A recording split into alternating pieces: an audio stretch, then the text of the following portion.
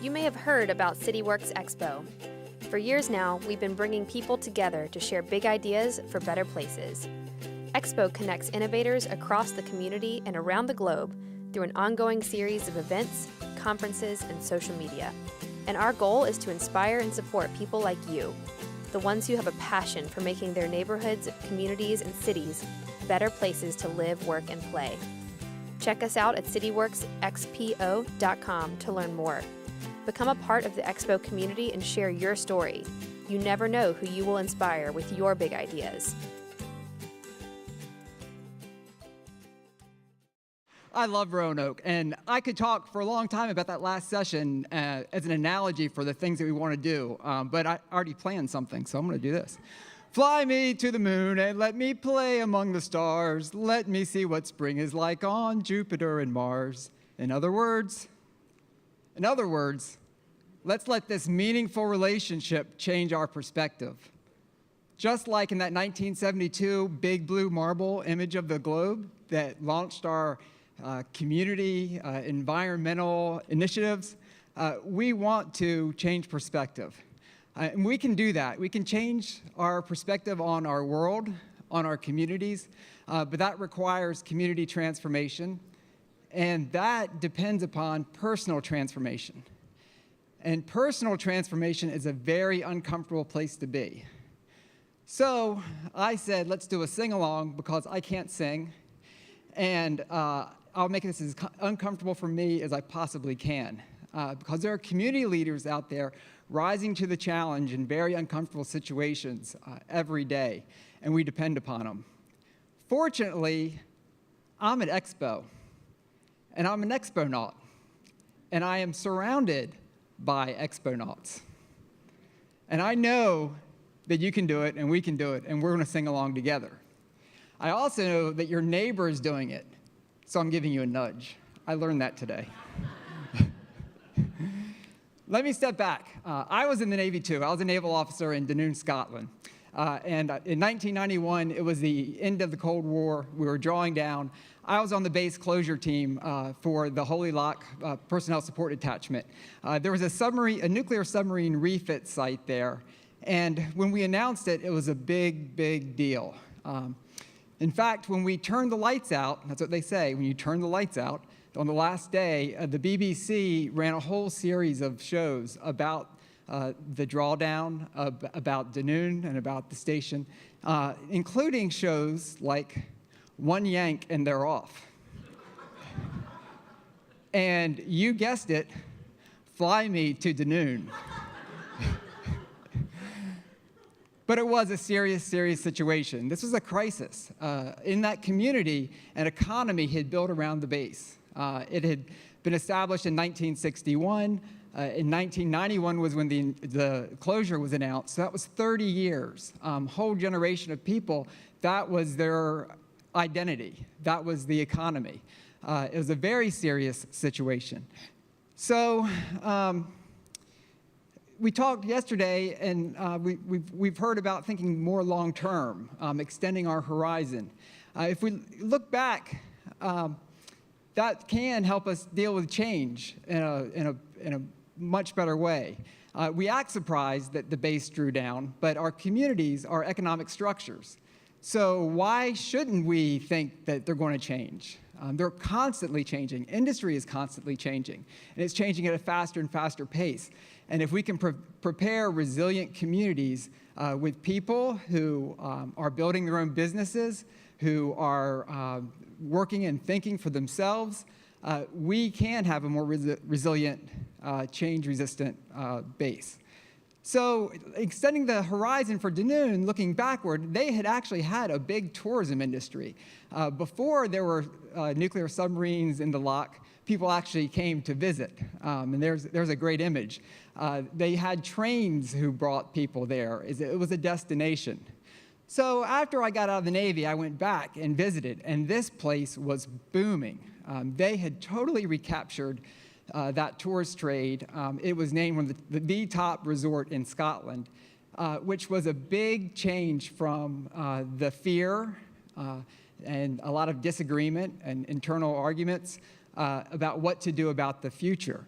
Now they're being really creative, and instead of bringing them by train, they're bringing them to a big weekender with a mass scooter ride out, taking people on scooters over to Dunoon.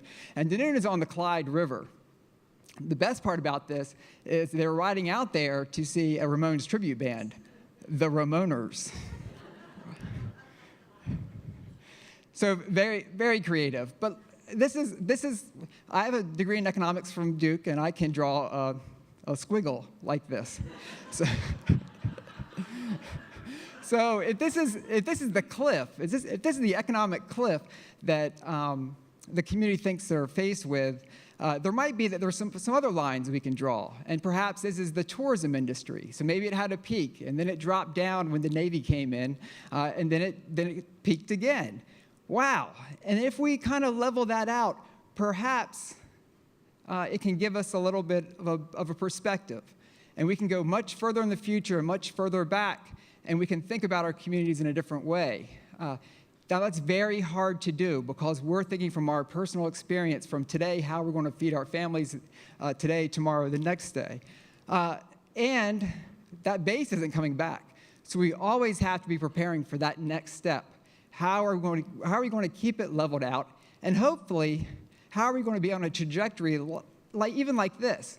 This isn't real steep, but I'm okay with this. If I have some confidence in the future that we're on an upward curve, wow, I can do anything. I've lost a lot of fear. And that takes faith. And I'm using that word very intentionally. If we have faith in the future, that means faith in our communities and faith in each other.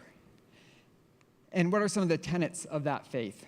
Okay, it means we have to build from the assets. Like Black Dog Salvage, looking around, we see what's around us. Look, how can we do more with that? How can we prevent that waste? Reinvestment, collaboration. It has to be inclusive. We have to engage people who haven't been involved before. You touch non-traditional leadership. We have to create a diverse economy. And most of all, we have to have that faith that together in our community, we have exactly what we need when we need it. I don't talk about faith a lot. I'm in the Department of Housing and Community Development. I'm often talking about grant programs and much drier things, I think. Although in the communities, when we see them played out, they're not dry at all. They're exciting, it's vibrant. We have some terrific programs, the Virginia Main Street program. We do placemaking, and not just with the physical placemaking. We support entrepreneurship.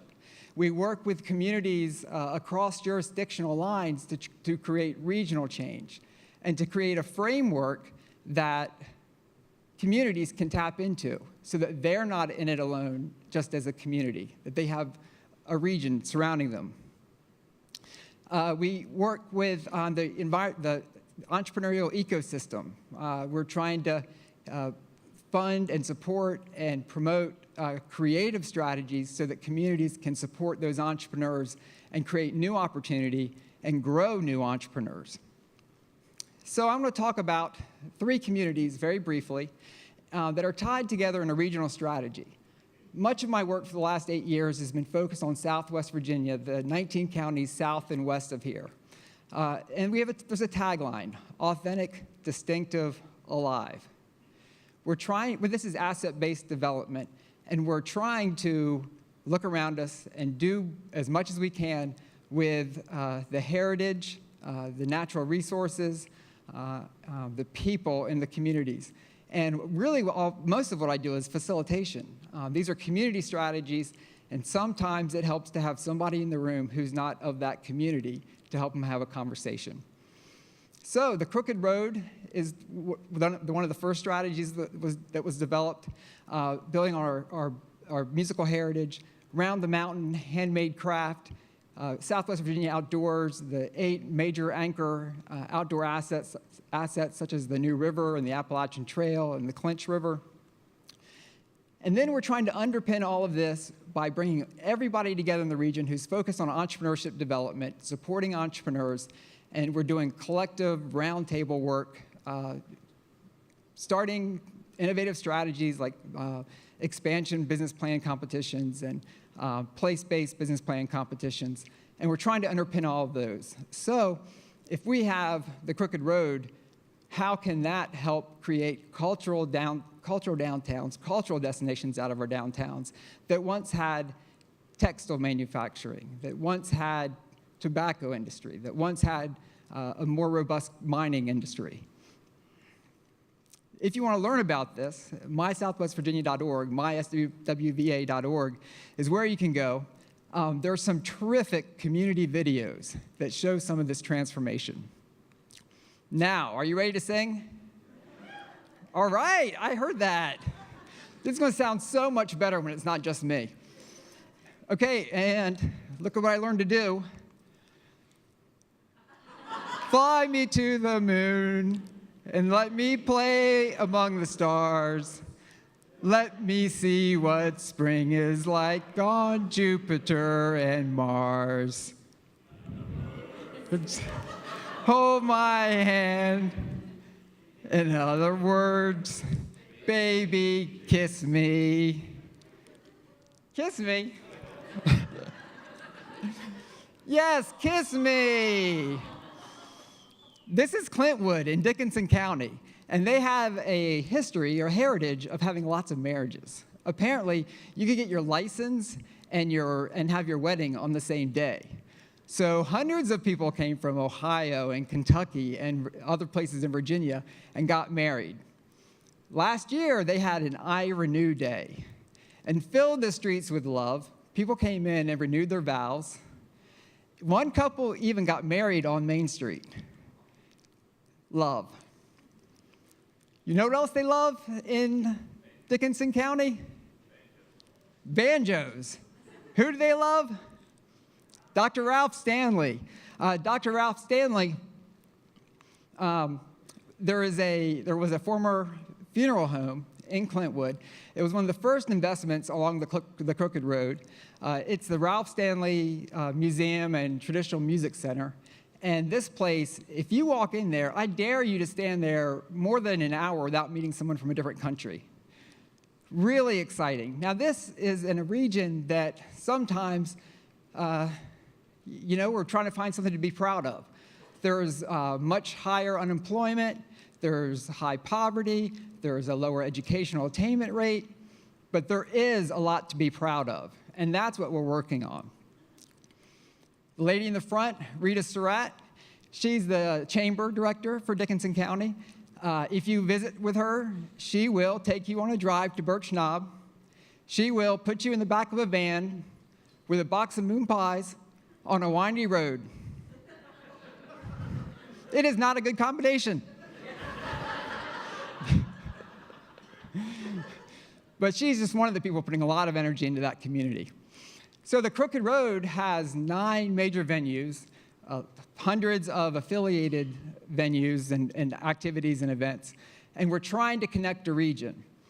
Now, 19 counties, connecting 19 counties and decision makers and leaders in 19 counties is a challenge.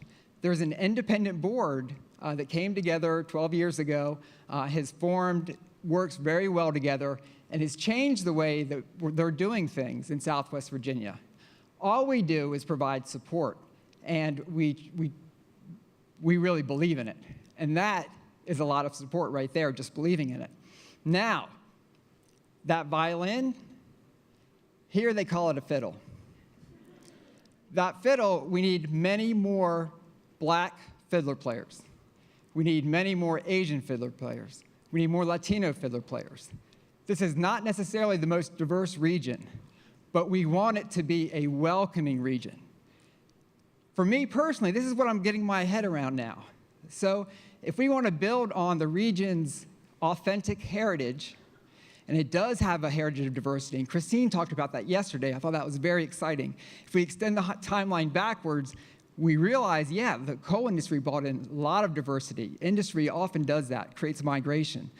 So but now we don't think of it as that diverse of a region. In some places, they don't think of it as that welcoming of a region. In fact, when I moved here from California 11 years ago, and I love Roanoke. I'm staying in here. I stumbled across it coming to Hollins. People said to me, well, why would you go there? And there was an assumption about it, and I found that assumption to be false. But we want it to be a welcoming region. A lot of this sounds like tourism, and Virginia is for lovers. But it's more than tourism. It's much more than tourism. We do want people to come in and visit, but we want to build places that people want to live, that will attract the best and brightest, that retain the best and brightest. And that love is more than just by tourists. We have to love this place, and Chris Morrill talks about how we need to love Roanoke and why we love Roanoke, and I completely agree. And in graduate school, my focus was on not just loving the place, but how, if we love each other, how does that make us love the place? So my focus was on congregations in Irvine, California, and we studied sense of attachment. If you're more attached with your neighborhood, if you worship together. And we actually found that, yes, it makes a difference. And that just makes sense.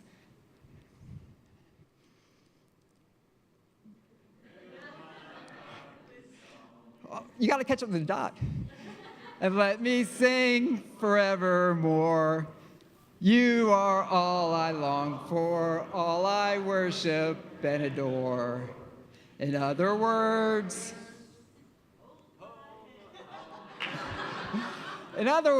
you can go into it with your whole heart. This is Marion, Virginia. What's it say? Marion, Virginia is America's coolest hometown.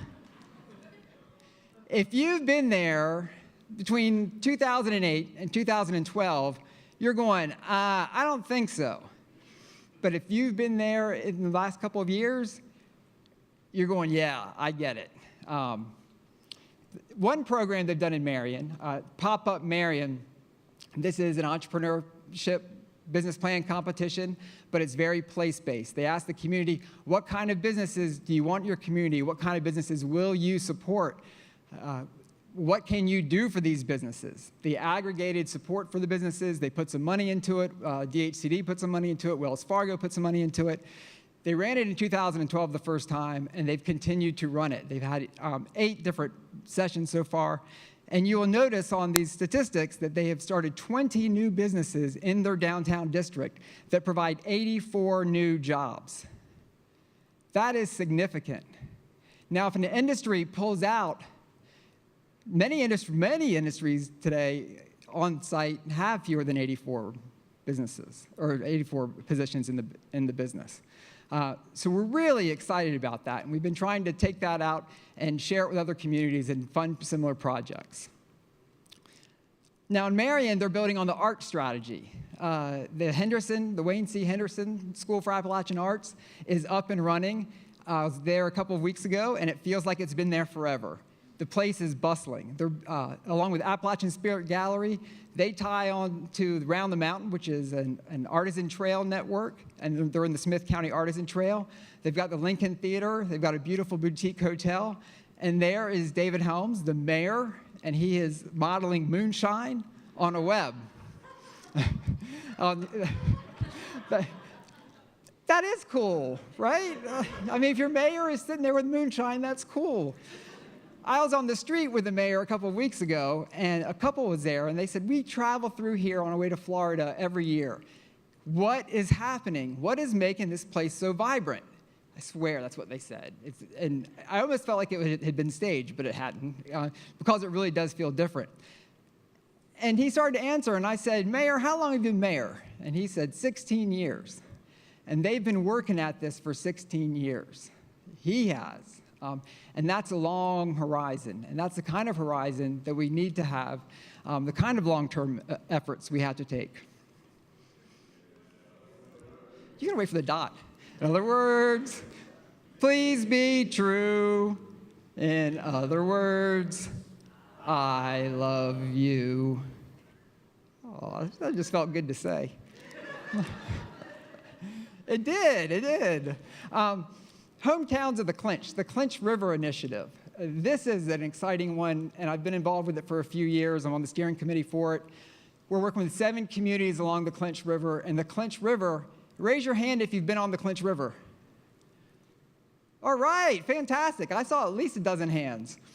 The CLINCH River is North America's most biodiverse rivers. And you probably remember it from years ago when they had the diesel spill, and there was a big concern about the mussels. And the Nature Conservancy came in, did a lot of community development work, helped them develop strategies and plans, and they've been working on those in St. Paul. That's starting to spread because we've brought everybody together in this initiative, and we're focused on water quality, environmental education, creating an ecotourism destination, downtown revitalization. And these communities are communities, they're very small communities, and it's been hard for some, I'm sure it's hard for foundations, but it's hard for the state agencies even to invest in some of them because they're so small. Cleveland has about 200 people.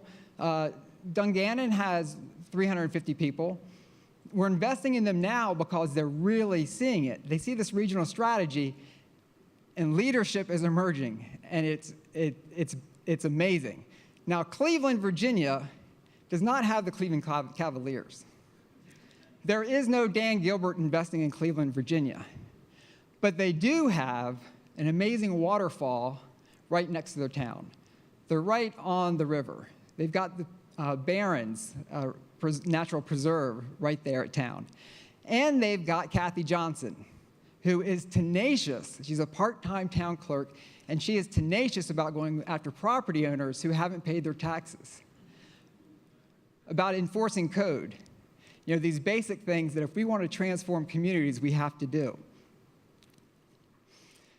CRVY, CLINCH River Valley Initiative, is it's a big group. We have just under 40 organizations who are part of this, and they all speak different languages. And we're all trying to speak the same language, whether we're concerned about water quality or concerned about increasing economic activity. It all adds up to the same thing, a sustainable quality of life in the region. Mayor Deborah Horn in Dungannon, she is teaching me about personal transformation. She started to come to the meetings. She said, I think I get this. We've been trying to work with Dungannon for a number of years, well, actually about a year and a half. She came into office, and again, this is a town of about 400 people, under 400 people.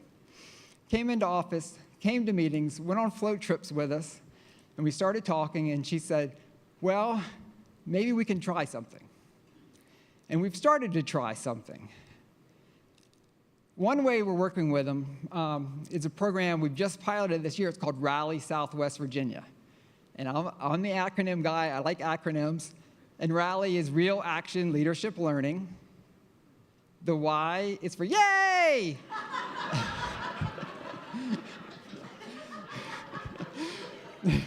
Because we have to celebrate. We don't celebrate enough. We don't celebrate enough. And then often people will say there's nothing to celebrate in this town. Mayor Horn is eloquent in talking about twice, if not more, people have come to her and said, why are you spending so much time? She's not paid, she's a volunteer mayor. Why are you spending so much time? This place is not worth investing in. Literally saying that to her. And maybe she's taken it a little bit as a challenge, but she's been able to bring folks together. We work with them in a very informal program, and we gave them a mini grant, a very small grant. We said, hey, here's some money. You've got a plan. You're starting to build a plan. How can we put together a team around the plan?